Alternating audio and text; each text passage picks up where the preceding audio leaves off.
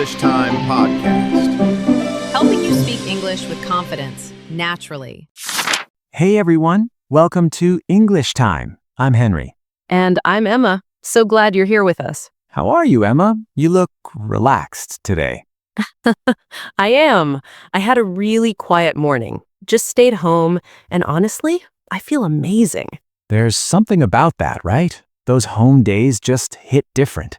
They really do. And I was thinking, that's actually something worth talking about. I love that idea. Before we dive in, if you're enjoying this, please like and subscribe. It really helps us keep making content for you. Yes, thank you.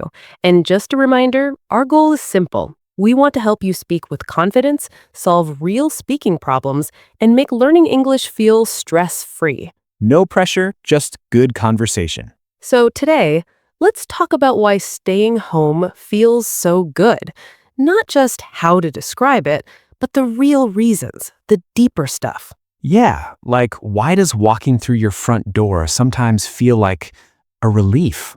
Exactly. Even if nothing bad happened outside, you come home and something in your body just relaxes. I've definitely felt that. You step inside, close the door, and it's like, ah. Yes, that moment. And I think there's a real reason for it.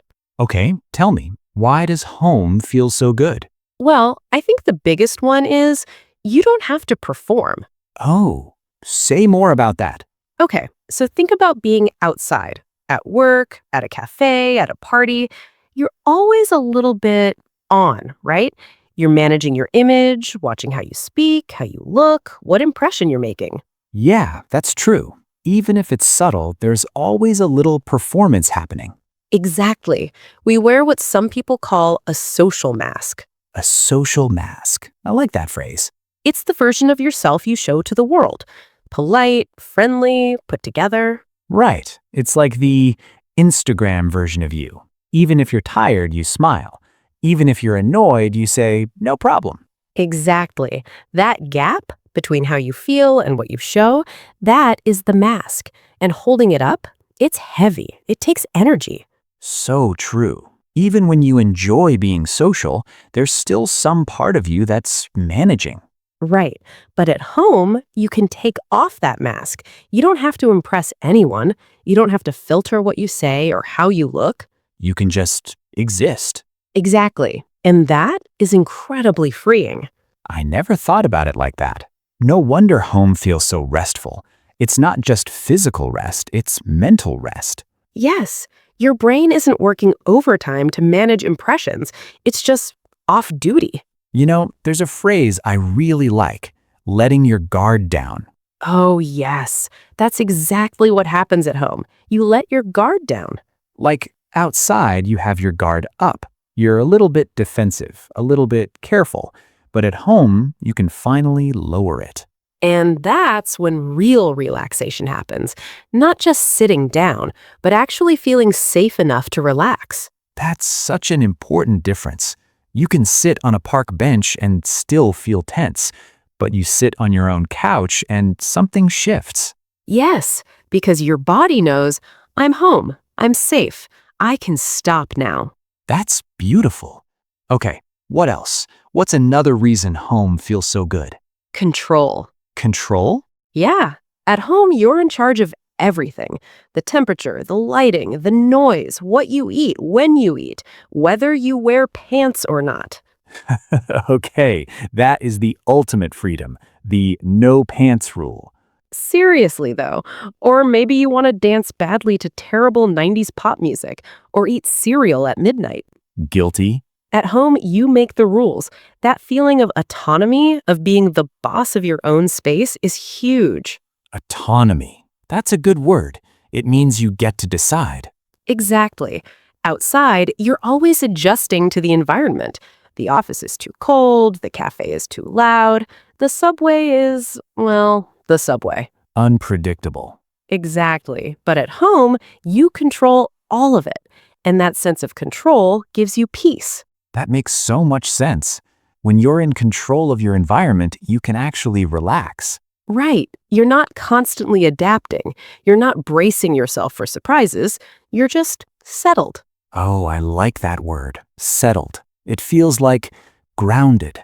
Yes, you know where everything is, you know how everything works, it's predictable, and that predictability is comforting.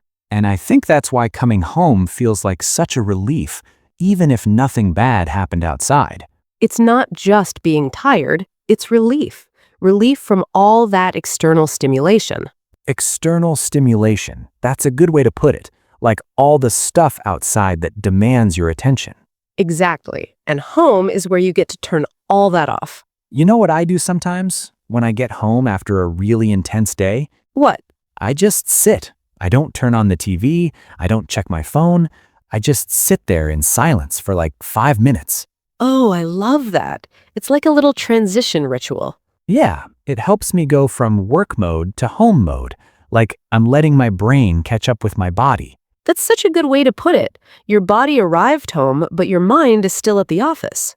Exactly. And that 5 minutes of silence helps them meet in the same place.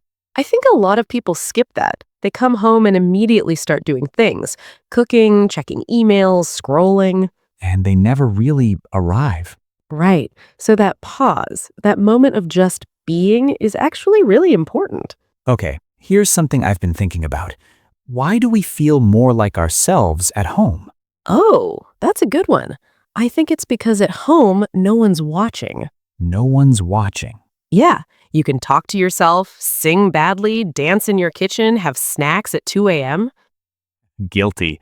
And there's no judgment. Not from anyone. Not even from yourself, really. That's interesting. You're saying when we're alone at home, we drop our inner critic too. Yeah, sometimes, yeah. When no one's watching, you stop performing even for yourself. You stop trying to be good or impressive. You just are. That's so freeing. I think a lot of people don't realize how much energy they spend trying to be a certain way, even in their own minds. Yes, and home gives you permission to stop, to just be messy, be weird, be human. You know, there's a word for that kind of alone time. Solitude. Yes, and solitude is different from loneliness. Exactly. Loneliness is when you want connection but don't have it. Solitude is when you choose to be alone and it feels good. That's such an important difference. A lot of people confuse them. Right. Staying home alone isn't sad. It's not lonely. It's solitude. And solitude is healthy. It's where you reconnect with yourself. Okay, let's talk about another reason. I think home feels good because of familiarity. Oh, yes. Familiarity is huge. Like, you know every corner of your space. You know where the light switch is, where your favorite mug is, the exact sound your fridge makes at night. Yes. And that might sound boring, but it's actually deeply comforting. Right? Your brain doesn't have to be alert. It doesn't have to scan for danger or figure things out. It already knows everything. Exactly. And that lowers your stress, even if you don't consciously notice it. So it's like outside, your brain is always a little bit on guard. Yes, even in safe places, you're still processing new information, new people, new sounds, new situations. But at home, your brain can finally relax because nothing is new. Nothing needs figuring out. You said it perfectly. Home is where your brain stops problem solving and just rests. That might be why people say things like, I just need to be home. It's not about the place, it's about the feeling. Yes, it's about safety, mental safety. And I think that's something everyone needs, right? A place where your nervous system can calm down. Definitely. Home is like a reset button. Even if you only have a few hours there, it helps you recover. Okay, I want to share something. You know how sometimes when you're out all day, you start feeling drained? Not physically, just emotionally. Yes, that I can't talk to one more person feeling. Exactly. Some people call it being peopled out. That's such a good phrase. Peopled out, like you've had too many people for one day. Right, and the only cure is going home. Because outside, you're giving energy, and at home, you're getting it back. That's such a nice way to frame it. I heard someone describe it like this once. Going out is like spending money, and going home is like earning it back. I love that. So home is where you refill, where you restore. Yes, some people say recharge, like a phone battery. I need to recharge. That's a really common phrase. It is, and it's a polite way to say, I need some time alone. Without making it awkward. Exactly. You're not saying, I don't like people. You're just saying, I need some time to recharge. And everyone understands that. Yes, and it's not selfish, it's not antisocial, it's just necessary. And I think that's something we don't talk about enough. Needing time alone at home isn't a weakness. Not at all. It's self-awareness. It's taking care of yourself. You know, some people even plan do-nothing days. Oh, I love those. A whole day with no plans, no obligations, just you and your home. And the goal is literally nothing. Just rest. Just exist. That sounds so luxurious, right? But it's actually really healthy. It's like giving yourself a gift. A gift of nothing. And that's actually everything. And you know what I've been thinking about? How home connects to identity. Oh, what do you mean? I mean, think about it. Home is the only place where you're completely yourself, not the version you show others, the real one. That's so true. At home, you don't have to explain yourself. You don't have to justify your choices. You can eat weird food combinations, watch the same movie for the 10th time, spend 3 hours doing nothing. And no one's going to ask why. Exactly. That freedom is rare. It really is. And I think that's why home becomes so personal. It's not just a place, it's an expression of who you are. Oh, I like that. An expression of who you are. Yeah, like the way you decorate, the things you keep, the little habits you have. That's all you, unfiltered. I think that's something a lot of people feel, but they never put it into words. Yeah, like my apartment is the only place where I can do whatever I want. Read all day, stay in my pajamas, have ice cream for breakfast. And no one's there to say that's weird. Exactly. It's the only place where I'm fully me. No performance, no filter. That's beautiful. I feel that way too. Home is where I stop trying to be anything. Yes, you just exist. Yeah, especially people who spend a lot of time outside, at work, at school, in social situations. By the time they get home, they're exhausted from being. Yes, from being on, from managing how others see them. And home is where that finally stops. Exactly. You can just let go. Okay, let's talk about something else. I think one reason home feels good is because it's safe. Yes, psychological safety. Not just physical safety, like locks on the door, but emotional safety. Right. At home, you can make mistakes. You can feel bad. You can cry. You can be angry. And no one's going to judge you. You don't have to hold it together. No, and that's healthy because emotions need space. Oh, that's a nice phrase. Emotions need space. Yeah. If you're always in public, always managing your image, where do the feelings go? They build up. Exactly. But at home, you can let them out. You can feel things without consequence. So home is almost like emotional permission. Yes, permission to feel, permission to be messy, permission to not be okay. You know, I sometimes think of my home as a little cocoon. Oh, cocoon like a caterpillar. Exactly. You wrap yourself in blankets, in comfort, in quiet, and you just exist inside your little cocoon. That's such a sweet image, like you're protecting yourself from the world. Right. The world is loud and fast and demanding, but inside your cocoon, it's soft and slow and peaceful. I love that. And I think that's why some people call their home a retreat. Yes, retreat, like a place you escape to. Not because you're running away from life, but because you need a break from it. A temporary escape, a reset. And then you go back out feeling stronger. Exactly. Home is where you retreat to recover, and then you're ready for the world again. That's such a healthy way to think about it. It's not hiding, it's healing. Yes, healing. I like that word here. There's actually a concept for this, nesting. Nesting? Yeah, think about it. You fluff your pillows, you light a candle, you put on your softest socks. You make your environment soft. Soft. That's a good word. The world outside is hard. Concrete, metal, noise. But home is soft. Exactly. Nesting is just making your world soft enough to rest in. And then you settle in. And that settling, that's when you truly relax. I love that. We're all just birds making nests. Exactly. Little human birds. And I think that's why people protect their home life so much. It's the one place where they're allowed to be fully human. Totally. And I think this is also connected to English learning, by the way. Oh, really? How so? Well, a lot of learners feel like they have to perform in English. They have to sound smart. They can't make mistakes. Right. It's like wearing a mask, but in another language. Exactly. And that's exhausting. So what's the solution? I think learning English at home in a place that feels safe helps because you can make mistakes. You can practice weird things. You can talk to yourself without judgment. Oh, that's a good point. Your home can become your language learning sanctuary. Yes, a safe space to grow.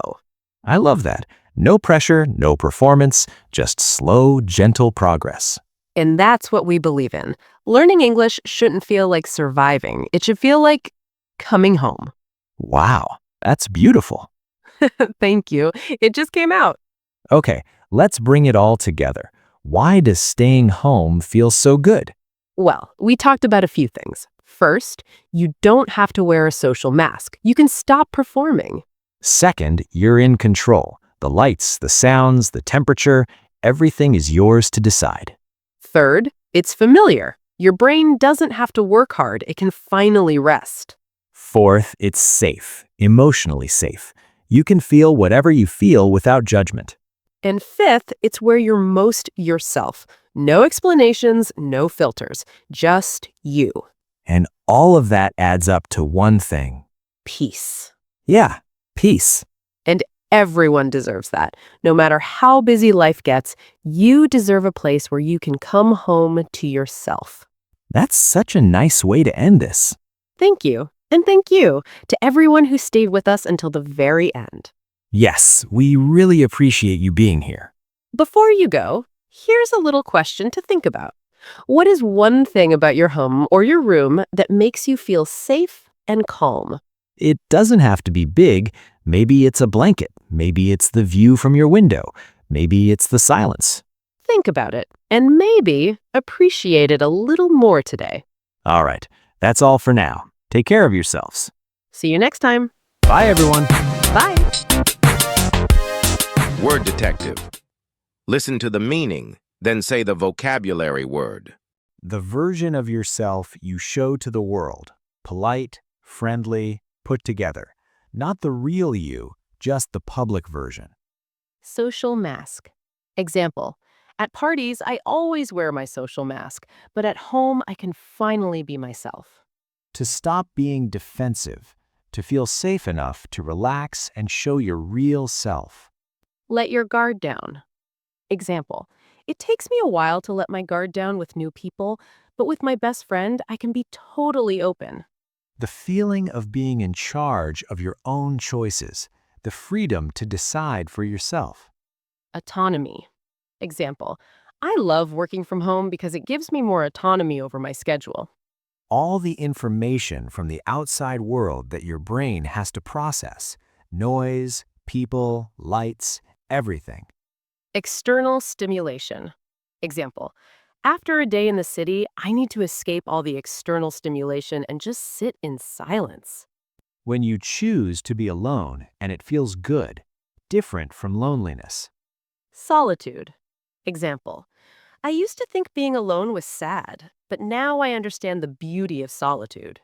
When you've been around too many people and you're emotionally exhausted, you've had enough social interaction for one day. Peopled out. Example. I can't go to another party tonight. I'm totally peopled out. To rest and get your energy back, like a phone battery charging. Recharge. Example. I need the weekend to recharge. No plans, just rest. To wrap yourself in comfort and quiet, like a caterpillar in a protective shell, safe from the outside world. Cocoon. Example, on rainy days, I love to cocoon on the couch with a blanket and a good book. A safe place you escape to, not running away, just taking a break from life. Retreat. Example, my bedroom is my retreat. When I close the door, the stress stays outside. Creating a little comfortable space for yourself, arranging pillows, lighting candles, making everything soft and cozy. Nesting. Example, I spent the whole evening nesting, fluffing pillows, making tea, getting everything just right. Your progress so far has already been wonderful. If you'd like to keep going and feel even more confident with your English, feel free to check out the next video or take a look at some of the other ones we've picked for you.